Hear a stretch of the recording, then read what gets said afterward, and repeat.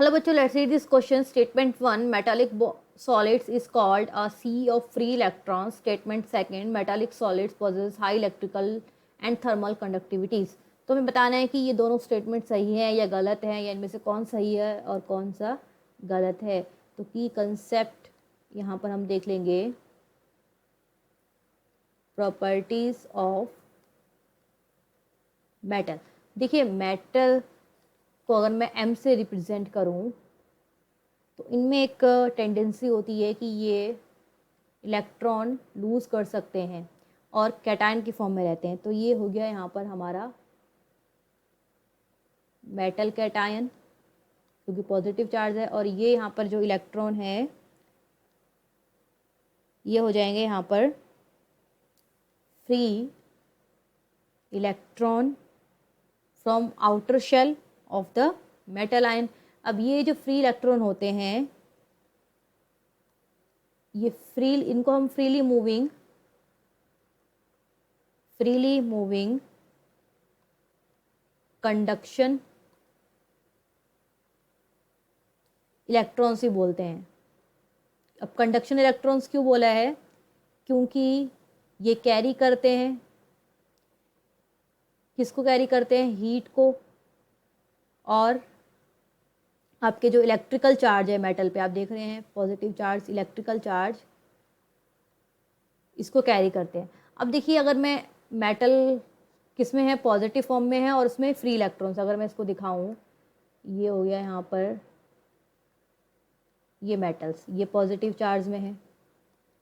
ठीक है, यहाँ पे भी दिखा सकते हैं ऐसे. तो ये पॉजिटिव चार्ज में हो गए. तो ये यहाँ पे पॉजिटिव चार्ज में मेटल हो गए. अब बीच बीच में यहाँ पे क्या रहते हैं? इलेक्ट्रॉन्स रहते हैं. ये यहाँ पर इस तरीके से, ये क्या है? अब यहाँ पर ये फ्री इलेक्ट्रॉन्स हैं और इसको हम बोल सकते हैं यहाँ पर फ्रीली मूविंग इलेक्ट्रॉन्स हैं.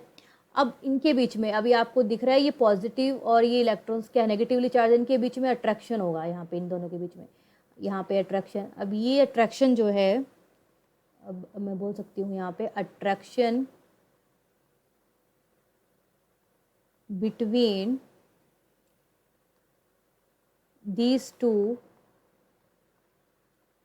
स्पीसीज, क्या बोलते हैं इनको? Metallic bond.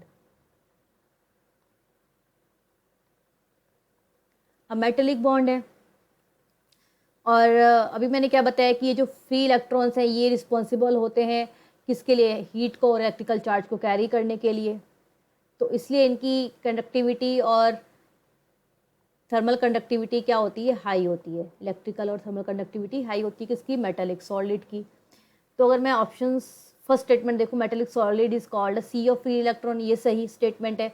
क्योंकि आप देख सकते हैं यहाँ पे ये जो मैंने एक रफ डायग्राम बनाया है इसमें एक सी की तरह इलेक्ट्रॉन्स उसमें फैले हुए हैं कैटायंस में.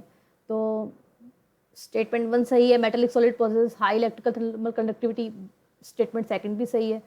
तो ऑप्शन ए इसका सही आंसर होना चाहिए. Statement 1 and statement 2 are correct. I hope you understood it well. Best of luck.